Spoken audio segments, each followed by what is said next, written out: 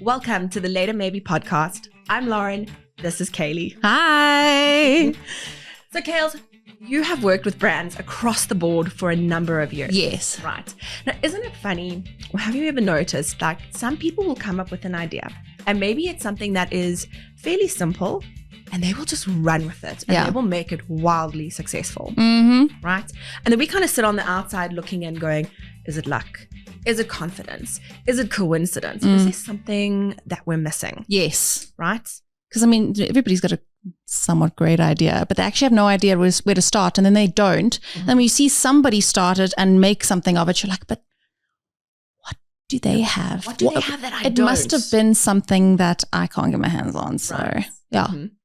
So today we are going behind the scenes with Cassidy Clarke, wife, mom of two, and founder of South Africa's most loved online store for babies, toddlers, and maternity. Fed is best. Love! Yay! Welcome, Cassidy. Thank you. And thank you so much for having me. This is such a fangirl moment, actually. I'm so happy to be here. I mean, right back at you. Right back. Yeah, we are so excited. I mean, Fed is best. The journey has been incredible. Yeah, it's been wild. It's been amazing and very grateful. But like you said, there's no luck involved here. No. And that's the thing, right? A lot of people think it's luck. But when we go behind the scenes into the story, we so often find that luck not really about the luck, right? No, it's about the 2 a.m.s, very late nights, lots of sacrifices. Yes. Yeah. For sure. Definitely. Which we don't see from the outside. Yeah. So when we go on your website and we look at your story, you package it so beautifully. So for all of the people who know Cassidy and Fed is Best, they will know your story of how Fed is Best came to be. And we want to know that because it's important, but we want to dig a little bit deeper today. We want to kind of go behind the scenes. Who is Cassidy Clarke? What makes you tick? And what got this company to where it is today? Okay. I mean, tell us a little bit, like, where is Fed is Best today? Like, what are we looking at success-wise? Oh, okay. So I think our biggest flex at the moment, or our biggest success, is that we have managed to go beyond feeding where we initially started. Yes.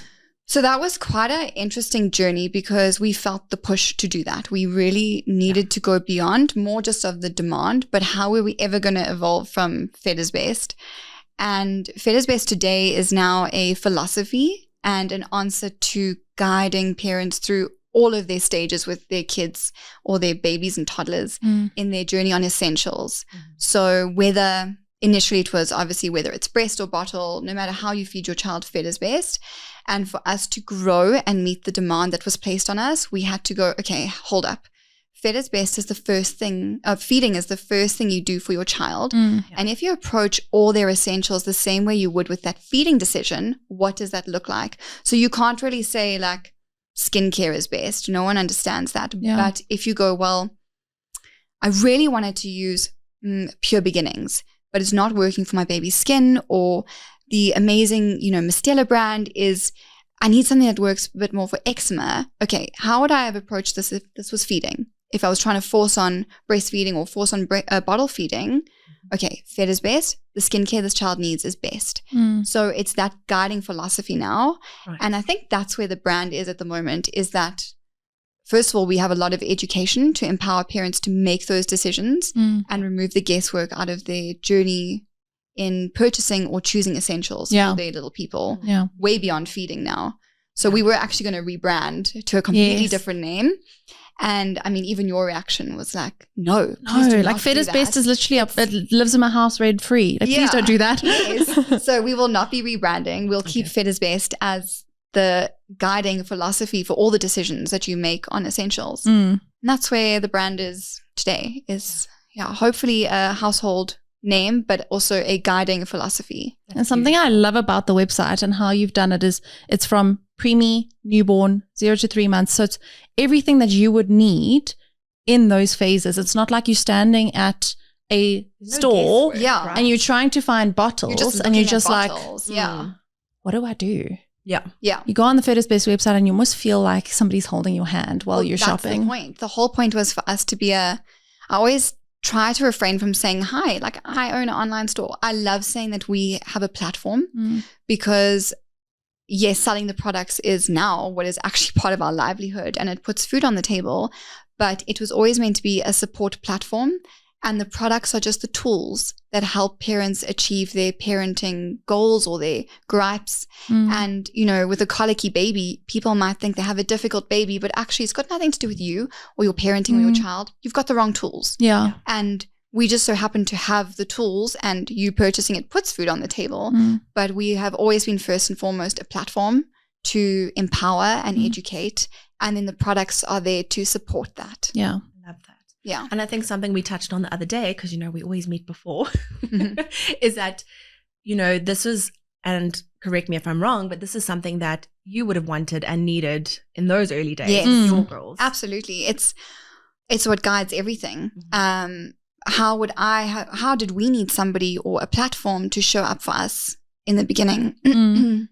We never had anyone holding our hand or any resource to go to, especially during COVID. I mean, we were literally, you know, sink or swim then. Yeah. So everything that guides our decisions is, okay, what would we have needed in that moment? We have I now call it an advantage or silver lining that we had a prem baby.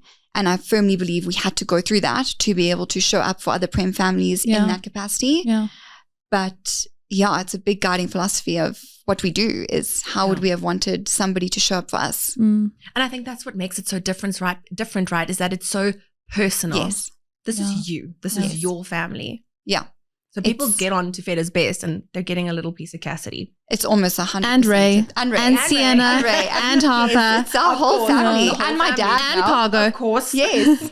So it really is, this is a full family run business. And you are, I mean, you have you know, there was a pre-interview question, like, what was your identity before Fedda's Best? And I'm like, well, I can answer that. But also my whole identity is Fedda's Best at the moment. It's such a difficult question. But yeah, it is. My whole life, my whole heart is Fedda's Best. Yeah. Yeah. I love that. So talking about your identity. So that's who you are now. Who were you before Fedda's Best started? Would you say that you've changed? Has there been an evolution? Yeah, there's been a big change, I'd say, in confidence and just stepping into a purpose, which is always very fulfilling. But before, I have always been an entrepreneur and I've always been very ambitious, maybe too ambitious. My family would definitely say. I mean, I hosted bake sales at 9, car washes and complexes to pay for like friends to come visit from Cape Town. I worked in cafeterias. And then at 19, I started my marketing agency. I was studying corporate communications, and in my first year of studying, just decided that was what we were doing, starting my marketing agency. And I always knew that I was going to live in an area between entrepreneurship and motherhood. And that was actually really challenged. One of my clients, they turned into an investor.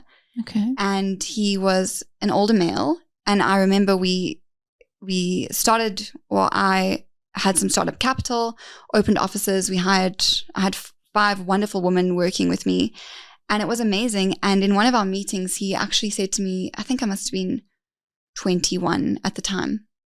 And I explained, right, you know, Ray and I are looking at starting a family soon. And he said, can you just wait for our first $1 million before you consider that? And I was like, that's never been the plan. My plan was always, I was going to do this entrepreneur thing. I was going to have my businesses and I was going to have my babies, and somehow it was going to work. Yes. Yeah. Anyway, COVID, a couple of years later, closed the businesses. And then I still always knew that I was going to, you know, live in that ambition and motherhood. Then I was still running with all our clients, and the marketing agency as one person after retrenching everyone and closing down. But through motherhood, I was able to realize the entrepreneurship of Fedda's Best. So we've actually managed to finally have that amalgamation of the two. But I always knew, and before Fedda's Best, it was always, you know, entrepreneurship, motherhood, and I've always been very independent. So that's kind of, that's always been my identity. I've always been a very lone wolf as well, like just on my own, doing my own thing, on my own path. Yeah. So this was, I think, inevitable. But I feel like that's a superpower. I think so. You know, sometimes being a lone wolf, you don't get distracted from the goal. And you also want to kind of prove people wrong. Yeah. You know? Like, doesn't feel good when you do that. So good. Like I was never like the sporty, well, I was quite sporty in high school, but I was never like first team. I was never super popular.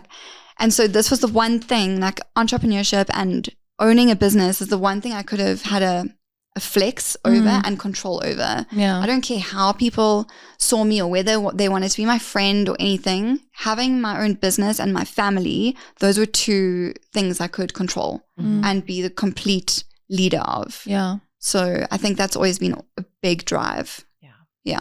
Talk to me a little bit about that control and what that means, because some people might go, oh, like, you know, it's quite dominating and that. Yes. But talk to me a little bit about that and the drive behind that and the reasoning behind that. Yeah.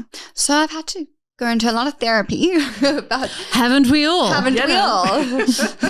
To not be controlling in other parts of my life. But I feel, if you want to get into it, my family, so my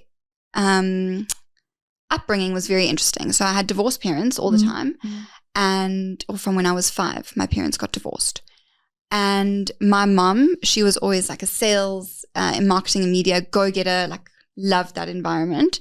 And my dad, he was a software engineer, but he was like the Amway generation. Okay.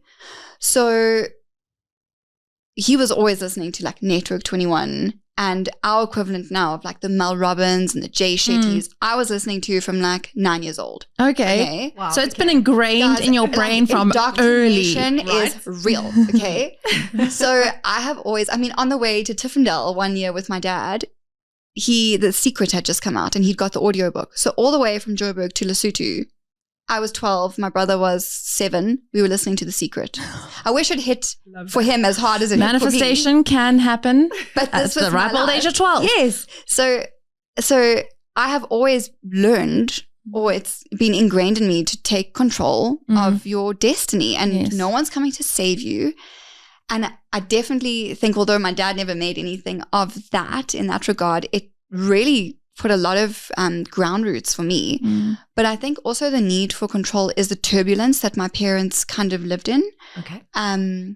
I watched both my parents. My mom relocated from Joburg to Durban for different positions. We moved with her. Both my parents have been in retrenchments, and seeing their fate in the hands of other people was just something that never sit well for me. It also meant that my brother and I were like, you know, at the mercy of all the change and adult decisions. And I think with the vocab of all of that self-help that my dad was listening to and the drive, my mom was amazing in her position. And seeing those kind of two things made me realize that, wait, hang on, we can't take control here and not live in this turbulence. And I think that's where the need for control has come from, is just to be able to decide my own destiny, never have it in the hands of somebody else. You know, if Ray and I want to go do something, we leave and we go. We have to work, but no one's going to really pull the rug out. And if they do, we can go like, plot twist. Okay, how do we fix this? All right, we get another client, or we, that's in the marketing business, or we grow the catalog, or I need to do more social content. But I have always fetched my own paycheck and always wanted to be in control of that. Yes. I love that. But even just hearing you talk, and I see how that has extended into Fed is Best, you are offering your parents control over their feeding journey and their buying decisions. Yes, you should be empowered and feel in control, that you're not just walking into a store and being blindsided by the first product that a marketing agency or somebody or the merchandiser has put there. You are walking into a store, maybe you've seen something off Fed is Best, but you are empowered with knowledge and control to make the best decision for that essential for your baby. Yeah. I love how it just works, right? Yes. So there's your story and how it's fed into Fed is Best. Yes. And how you're giving that to other families. It's really empowering. Thank you. I hope so. It's so inspiring. It really Honestly, is. when we left coffee, so we all got together for a sneaky, cheeky coffee, always before the podcast, both Lauren and I were like, we're going to do something. We're going Totally true. I feel so inspired, Lauren. Well, let's launch something, you know. We were both so like, I don't know, there was just something about your story, your energy, your passion towards it, how we were just like, maybe let's do something. But it's the get up and go attitude as well. which I think is so crucial to the story. You weren't a spectator. You weren't waiting for life to offer you, feathers based on a plate. No one's coming to see or waiting for a sign. Yes. Yeah. Yes. Most people wait for a sign just to get going. My friend, you write it. You write that sign and you put it up yourself. Yes, exactly. No one's giving you a sign. And I remember speaking to you when we were there, were you ever scared? And your answer was no. No, never. And I think it's a good trait, but it's also a scary trait because I think, my mom always used to have this saying, no matter what happened, my mom was very, whenever anything bad happened, her meter of how bad it was, did anyone die? That was what she would say to me. A plate would break, or we'd never, not that we were ever in a car accident, but if there was a car accident, she'd be like, did anyone die? It's okay.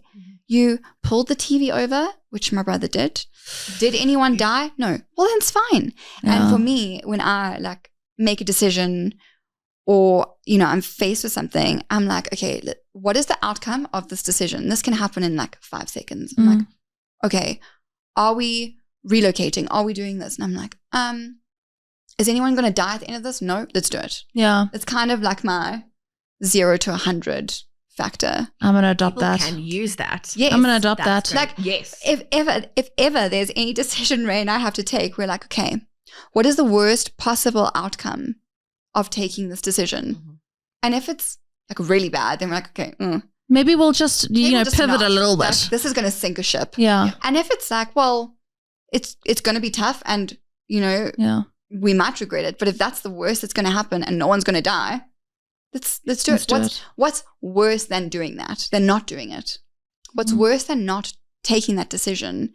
And it would just be, staying still. And regretting not making the decision. Exactly. Yeah. And for me, that gets me in my gut. I will be there 2 a.m. with my anxiety, popping those spiral. Yeah. Why did we not do that? Yeah. So, yeah, I'm never really scared. I think that's really cool. I need to be that. I need to be more like that. Because I think that's mainly why people don't start the things that they want to start. They have this idea, but they're too scared. Yeah. Yeah. The fear holds you back. Fear holds you back. Well, if no one's going to die, yeah, just do it. Yeah. Tell us about your values that you live by as a wife, as a mom, how you instill values in your girls and how that also, translates to your business. Sure. I think a big value for me is, think about this one. It's hard, right? Because we never really sit with our values. No, we don't sit and ponder Yeah, I have a lot of anti-values that I live by. Let's hear them. Yeah. Oh gosh. What are the anti-values? Because they're not really textbook on paper, but I know, I think the best way to put this is people talk about generational trauma, and they say, I've got so much generational trauma. I don't want kids. And I'm like, please have the kids. Yeah, you're the one who needs to have the kids. You're the one that to needs fix. to have the kids. Yeah. To, I don't know, do some rewiring here or something. So I have seen quite a lot of values I didn't like growing up, not even through my own parents, just surrounding, that I never wanted for myself or for my kids. One thing that we really do live by, I think through Feathers Best and through everything, is transparency, honesty, and integrity. This just came to me. Done. That's it. Beautiful. Definitely. Yeah. Put that on a t-shirt. Put that on a t-shirt.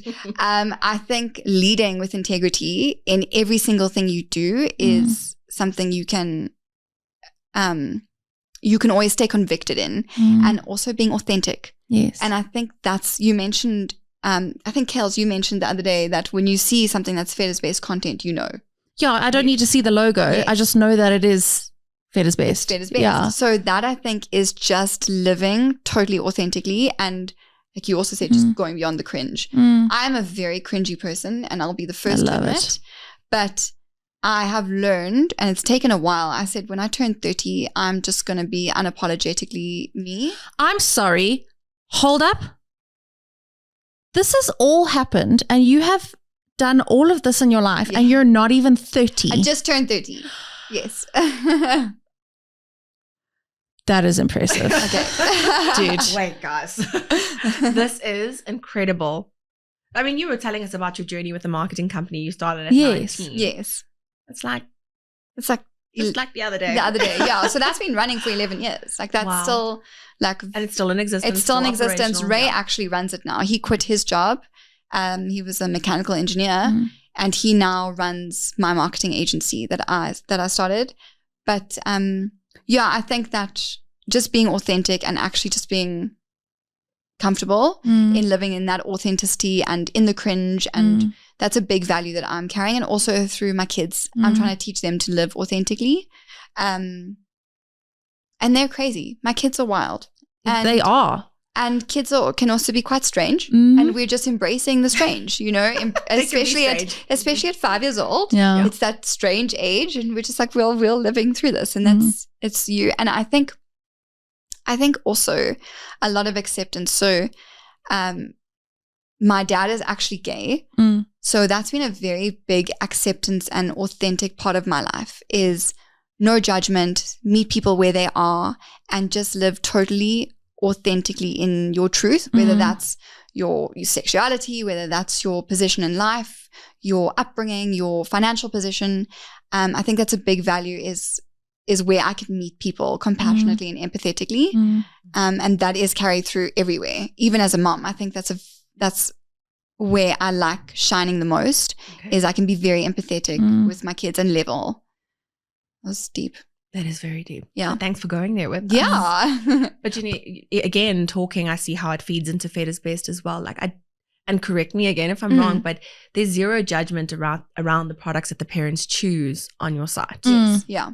So we have this and we have this, but ultimately it's your choice. Yeah. And I can give you the advice. Yeah. And I can, and it's always informed advice. We have the backing of lactation consultants and pediatricians. And if you don't want to take my advice, it's fine. But it is there. It's there. But also, Fed is Best is a platform for parents across the full spectrum. It's the full spectrum. Yeah. So we actually have a logo right at the bottom of our website that says proudly supports parents across the spectrum. We have really tried to be as inclusive as possible to same-sex couples. Maybe there's a single parents or surrogacy parents. We have always wanted people to know that this is a safe space for any kind of parent or any kind of family dynamic. And that's actually very important to me. Yeah. My family was like a very colorful family, you know. My parents, they got on very well after the divorce. It took a lot of maturity from both of them to show up as parents and as co-parents. And they were excellent co-parents.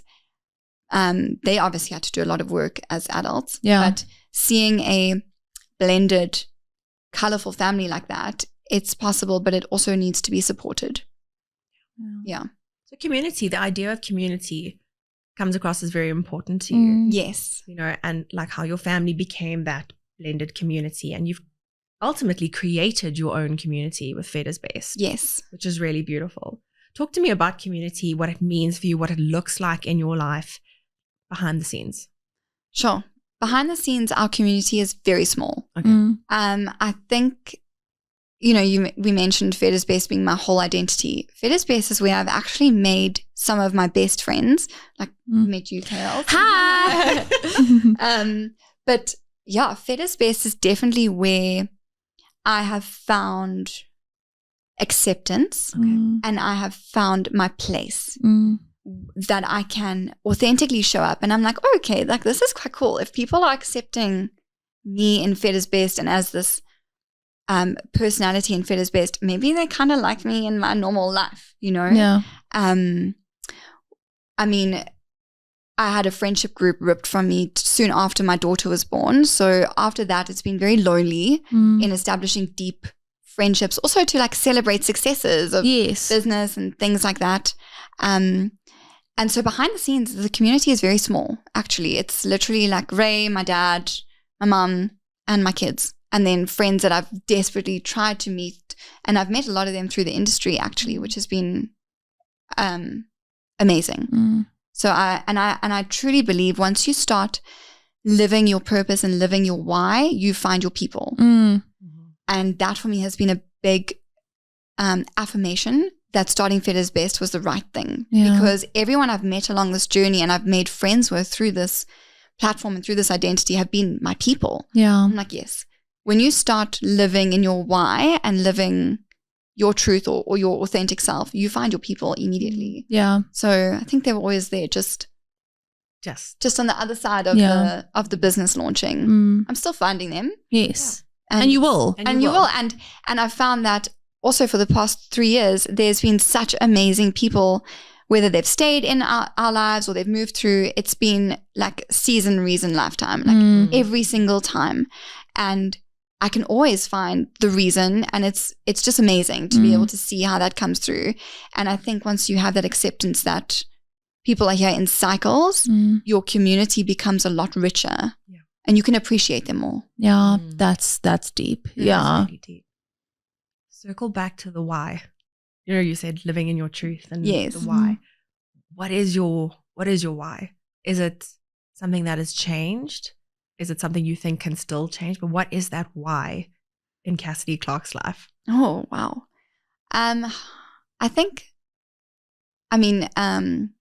Superficially, my why is I want to be fully in control of my family's destiny and their outcome. Ray and I do a pretty good job of being in control of that. But our biggest why in Feathers Best is support. Yeah. And the support that we never had and the community we never had. And I think that literally drives everything. Even the post I put out last night, I'm like, I needed to know this. Like this would really support somebody. Yeah. This is a good thing to put out. So our why drives a lot of what we do. And I think it's just showing up and being there for people, like we said earlier, in a way that people weren't there for us, whether it's in a friendship or in a parenting circle or an advice forum. We are that for people, and that's a huge drive for me. And especially as new parents, that's when you need that support the most. The absolute most, because nobody knows what's going on. Yeah. Unless they've been in it. And especially if we were the first parents in our friend group, in our family. So we were the first.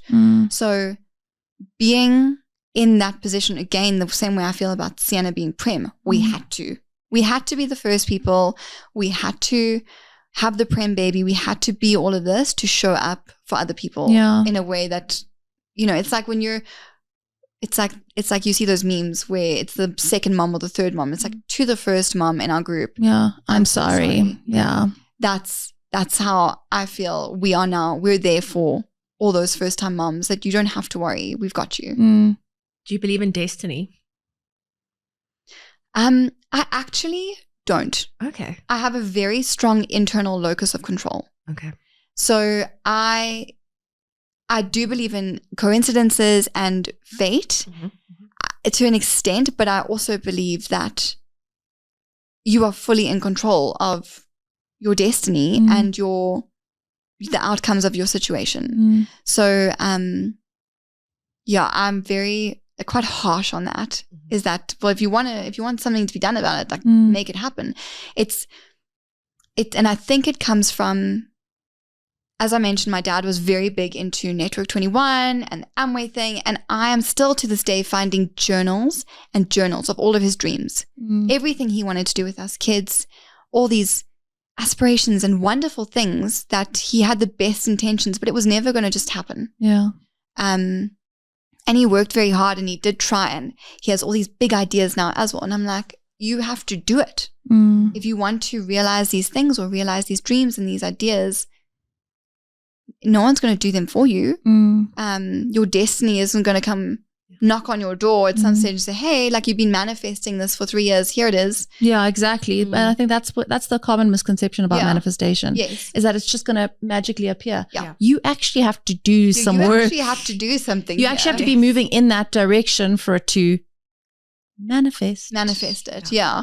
So that's my biggest skepticism of, I think there's too much belief or weight in destiny and waiting for it to happen or the idea to land but you actually have to do the work. Yeah. What powers you? Because it's a lot, right? That responsibility and that accountability. Like I have to do this to make this work. So what powers you? What drives you? Well, now it's like the whole of South Africa that depend on us. I mean, that ought to do it. There's that. I actually said to a supplier the other day, like, that audio that was like, oh, my girl boss too hard. No, I have a real job. And that's literally like my life. You girl boss too hard. So right now, that's where we are. But before, I think, like I said, this was the only thing I could have control of. Like, I wasn't popular, I wasn't, athletic or anything like that. This is it for me. Like, our businesses and excelling in that regard is my biggest flex in my career. I think that's it. It's just that it's where I could be fully in control of doing so well. But now we have the pressure of South Africa. Yeah. And our thousands of customers. It's a pressure and a privilege, right? It is such a privilege. And I say that, like, in all of our content, I'm always like, it is such a privilege that you trust us with this. Yeah. To the mom that's messaging me at 2 a.m, like, hi, I'm really struggling to feed. I don't know what to do. I'm like, what privilege did we earn that you are messaging me and you will literally trust my advice and you will take it and it will work 9 times out of 10. And it is a huge privilege to have that weight and have that demand and expectation. And it's really not something we ever take lightly. Yeah. It's that you can actually think back to those 2 a.m. feeds. That mom wasn't thinking about anything else but, I need to contact Fetus Best because they can help me. Yes. What? That's huge. Yeah. And then sometimes we get a order at 2-3 in the morning, and it's for a breast pump, or it's for like a Haka collection pump or something. And I'm like, that mom was struggling at 2-3 in the morning.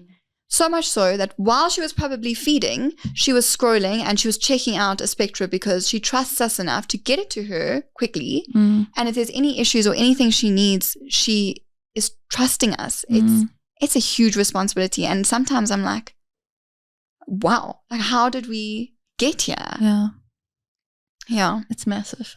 Did you ever have any moments where you thought this was going to fail?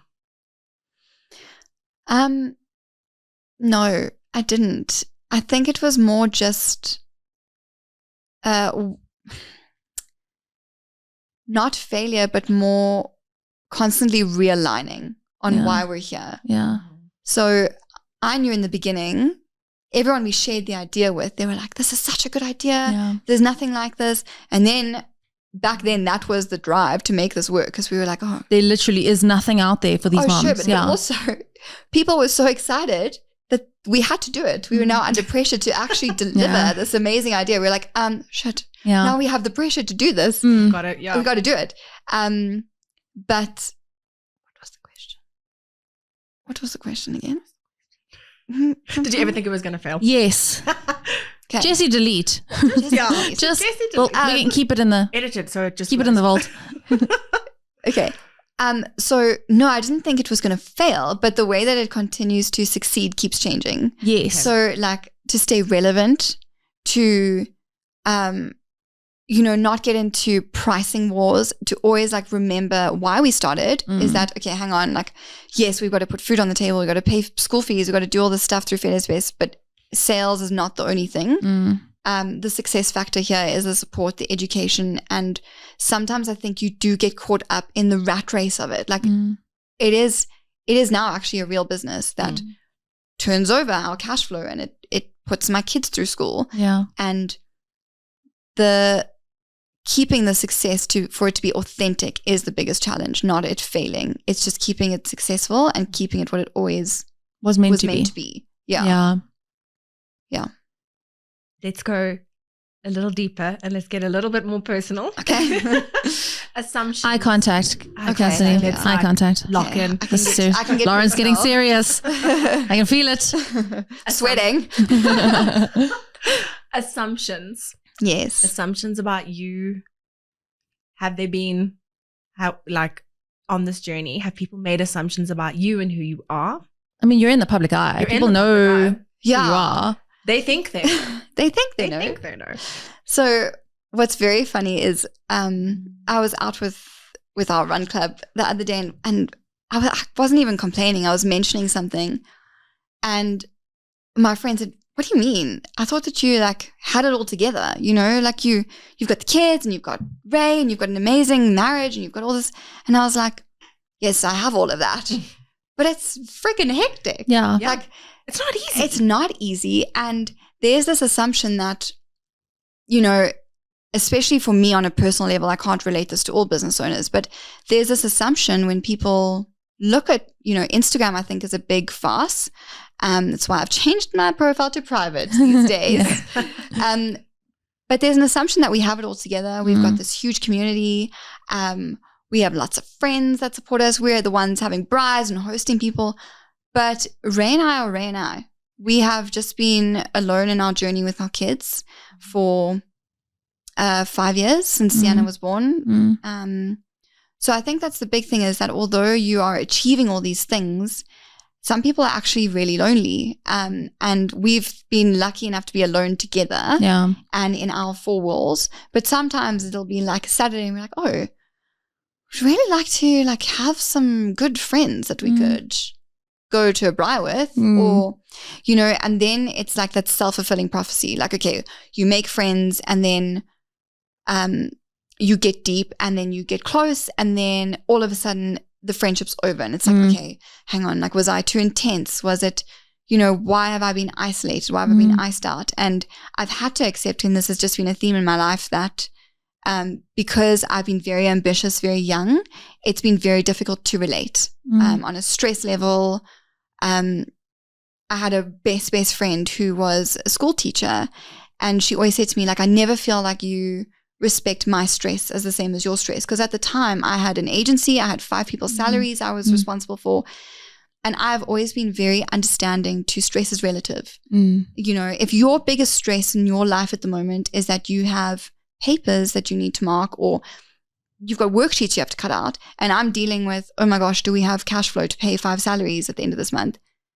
The stress is relative to me. It's your problem is still this big.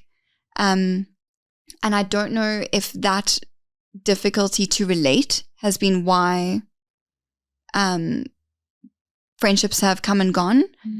But I do think that when you find your people, you find them. Yeah. And for young people in business, it is hard. If there is anyone that's young that's wanting to start a business, you are, I mean, what do they say? You're as strong as your top 5. So I do think that at some stage growth had to happen outside of comfortable friendship circles. And you then kind of sit in a weird in between where you're never confident in yourself, which is kind of where I have been for 10 years. It's like you achieve so much that you should be like in your 40s, 50s, but you're actually still trying to figure your life out and trying to work out your credit and your stuff, and you're still a kid that maybe sometimes needs the advice of your parents, who you are still kind of parenting in a lot of places, and it's messy. So for young people in business, it is very lonely unless you are friends with other young people in business. And I think that is a big assumption, is that it's very lonely and it's very difficult to relate and find other authentic connections that are genuine and like therefore the long haul. Yeah. How do you fill that cup? Oh, my kids. Okay. That's it now. Yeah. Like, they are so much fun. And Ray and I put a lot of time into our kids. We have family that are like, you guys are impossible to get hold of. We get that everyone's busy, but like, you can't be that busy. Like, no, we can. No, we can. Because when we're not working, like our whole days and nights, any free time, we're not lying on the couch watching series with our kids playing next to us. We are like in there. We are actively like Ray's throwing tea parties, or Ray's doing like a ballet dance. Oh, cool, Dad. Please send us a photo. Can we do a photo? Guys, I've had a very healthy marriage up until okay. We're just gonna picture it on our. Yeah. I'll slide it in your DMs. Okay, I'll delete it straight after. But as long as I've got a mental image, it's fine. But we are so invested in our kids, and just I think again like showing up in those values that we wanted, both of us. Like Ray also comes from, a divorce household, and there's a lot that he's doing differently as a dad that he wish had been done in his household. And that's what we're doing, that's how we fill our cup, is literally like, is seeing, and also then seeing that come to life. So we spend a lot of time working, but we're never icing our kids out. Sienna and Harper are involved all the time. Yeah.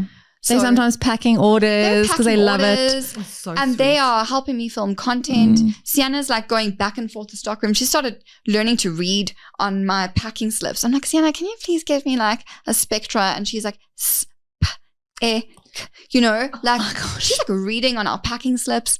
And that for me is like, oh my gosh, I'm actually living in this entrepreneurship, motherhood like realm. Like sometimes at the same time we did it. Like how did we get here? Yeah. But again, it's nice to be like, how did we get here? And then turn to your community and be like, we did it. And then there is no community. So that's the assumption, is that it's so exciting and Ray and I are so chuffed with ourselves, but then there's very few people to celebrate that with, which is the loneliness of that. So you actually have to end up being okay with it just being you guys and your realm, and that eventually putting yourselves out in the right communities, you will find your people. I always get like a little bit like, because people have such high expectations. Like, why can't you just meet people where they are? Yeah. But there's always this underlying expectation that if I phone you, you have to be available. Yes. Or if you don't respond within the first day, you obviously don't want to hang out with me, or I'm not your priority. They're not your priority. Yes. Like your business and your kids and your family are the priority. Yes. And I feel like people get a bit touchy about it. Like, why can't people just lower their expectations? It's not about I also you. think that's a very different level of maturing, because I was that person. And I have had to actually level with myself and do a lot of introspection and reflection, especially even in my family life. Like, I used to get so angry with Ray, and I'm like, oh my gosh, I was dropping hints for like 3 weeks about something and you didn't pick it up. But just Ray wasn't going to pick it up. Eventually I'm like, you know what, if I want something, I'm going to go get it myself. Yeah. Because he will never be that person to pick up the hint. And I think as you get older, you become a lot more in tune with your own love languages, whether that's in friendship or relationships. And you realize that this is just who you are. Like, there's no expectation on anything. It's just, you know, if you're the one that throws the parties or you're the one that drops off the gifts, that's just inherently who you are. And there's no expectation of anything beyond that. Yeah. And I think that's just a big part of maturing. And when it comes to friendships, it's the same thing. Your guys' podcast that you did on the friendships in different stages of motherhood, you can't expect. I have 2 kids, but my kids are 4 and 5. I have a really good friend at the moment. She's in the throes of it with a 6-month-old and a 3-year-old. Just because she has 2 kids, she's not in the same phase. No, it's completely different. I have long monologues with myself in our chats, and 5 years ago, I would have been like, this is really frustrating. Like, I'm able to respond and function and, you know, but I've matured past that. And I'm like, hi, when I see you on Monday, I'm bringing you your butterscotch almond latte because I know you love it. I haven't spoken to you for a week. How are you doing? And I'm giving this to you, and I don't expect anything in return. Yeah. This is just because I know that I would have needed this. So I think there's also that maturing. It is, it's you've got to do a little bit of self-awareness talk, hey? Yeah. Exactly. And for some people, it goes way beyond their 30s and 40s. And yeah, some people never get there. just generational trauma.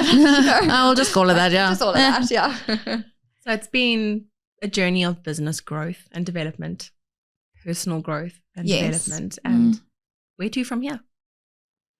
Very open-ended, but yes, where? Oh gosh, where to? I would love to be as confident as Feda's Best is. That's my goal at the moment. Oh say it again. Okay. So I find that Feda's Best, the front and the brand, is so confident. Like, I don't mind dropping a caption on there that says, TBH, mama, we got you. Yeah. And I'm like, that Feda's Best is my whole personality. And And it has such confidence in its advice and its connections with customers. And I am trying to actually embody that. It's almost like we've got a Feathers Best is like my mask. Yes. And I'm like, that is actually who I am. But it is. It's the other way. No. Yeah. Feathers Best is who you are. The mask is the protective mechanism. It's been the protective mechanism, and it's kind of been like testing the waters. Like, and now I'm like, okay, people actually like Feathers Best, so they like me. This is a very interesting confidence boost. So I think I'm actually trying to step into, like, I feel like I'm speaking like a bit of schizo with some split personalities, but I feel like I am now learning to gain the confidence of Feathers Best and step into that and own it, because I feel like they're two different identities at the moment, but they're not. And I feel like when that happens, it's going to be very unstoppable for Feathers Best. And then in terms of the Feathers Best growth, we are just constantly growing our actual catalog to better support as many parents as possible. I'm also trying to find a way to better support dads. Yeah. But I'm like, dads, they need so much, but they need so little. Yeah. You know, to bond with a baby or to show up for a baby. But yeah, we also have some very exciting growth, which I won't reveal just yet. Ooh. Okay. Yes. Keep us all in suspense, I'll have Cass. to do a part 2. Okay. But that's the next step for Feathers Best, which I'm hoping to realize by the end of this year or early next year. Okay. And again, like, if it doesn't work, well, no one died, and at least we tried. I swear I'm going to say that to myself every day. good. Did you mean that? No, it's fine. It was a good day. Yeah. Good day today. Yeah. Literally. If you could sit down with 19-year-old Cassidy and tell her everything that you know now, what would you say to her? Sure. I did this exercise actually the other day. Did you? Yes. I won't say under what circumstances, but I did. And it was just like, we did it. We've got this, and we actually did it. We, you know, I mean, we didn't get the white picket fence. We're still working on that, but we got the loving, supportive teammate relationship. We got the kids. We got the businesses. And there's still, unfortunately, like you say with assumptions, there's still that layer of complete insecurity, no confidence, full imposter syndrome. And I think I would tell her to work on that. Yeah. Like, by the time you achieve all those things, or as you're achieving those things, realize that you are worthy of them, and that you deserve to be there. You're not a little girl or a little person in the industry that's trying to make it. Like, you've done it, and you are not pretending to have this family life. You've got it. And just to, I think, step more into owning those things, so that you don't constantly feel like an imposter in your own life, which is something I literally struggle with daily still. Not so much as I did maybe 3 years ago, but it's difficult, you know. I think imposter syndrome is a big one, right? Yeah. People really struggle with that. Yeah.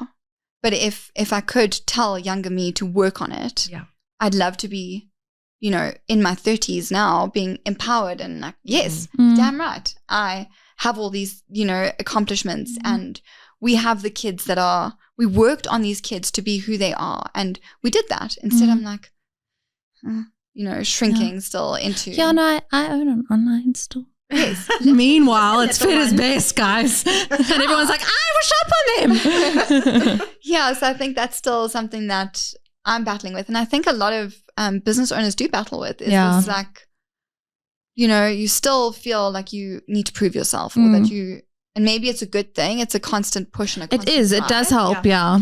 But it would be nice at some stage to be like, yeah, of course I've, you know, got it together, or I have earned my place here, and I deserve to be exactly where I am. Yeah. Well, Cassidy, thank you for being here today. Thank you for sharing with us and getting so deep and personal with us, like on another level. It's been so beautiful to just, you know, get to know you more and get to know you deeper, and just, you know, share your story, you know, the other perspective. So thank you for I think that's the big thing is the perspective, because people do see a side. Yes. But there are many, many, many roots. There are so many. Like, I'm just a girl. Yeah. I'm just a girl. That's it. I love that. We're all just girls, We right? really are. We're just trying to figure it out. And I think we all do pretend, put on, whether it's through social media, we have these walls that we all put up, but actually like a lot of us are looking for friends or connections or validation. And I think that the other thing that I would add, I don't know if you want to put this in, to say to my 19-year-old self is it's okay to ask for help. Yes. And I think that that's been a big It doesn't make you weak. It actually shows your strength. It shows your strength. 100%. And for years, like Ray and I, we don't have much help with the kids, but the help is there. We've just kind of done our own thing completely independently. And I've said to my cousins so many times, my cousin's like my ride or die best friend. And I've said, I don't understand. Like the world could be burning and no one is showing up for us. And It's because you look like you've got it all together. she You're says, fine. Cass, you never ask for help. Yeah. From the outside, everyone thinks you've got everything together. You don't need help. Cass is good. And I think that front is then just, it reinforces the fact, okay, no one's coming to help you, so you do have to do it yourself. Okay, you did it yourself. We can just handle everything yourself. And that's where burnout and the loneliness and the isolation comes in. So I think I would tell 19-year-old me, just ask for help and show some vulnerability. Yeah. Is the big thing, is being vulnerable. It's uncomfortable, right? Yeah. Being vulnerable and asking for help is super uncomfortable. But I think that transcends even to, you know, those of you who are listening who are wanting to open your own business one day. Like those are very strong points to consider. Yeah. Definitely. It must be really difficult, especially considering you've always yearned for control. Yeah. So somebody who wants to be in control is not about to go, I need help. I need help. Never. Because I am in control. Yeah. And So everything's fine. it is difficult. The plane is going down, but I'm flying it. Yeah. And it's okay. We might die at the end of this Yeah. one, though. Oh. You know, Please no. like maybe we should ask for help at some stage here. But until that breaking point, Yeah. we'll be fine. Yeah. So it is a very, I think to be more vulnerable is where the magic lies, is in vulnerability. And even saying that, there's vulnerability in saying that, Yes. and admitting that and owning that that is still a journey that you are going to take. Yes, definitely. Yeah.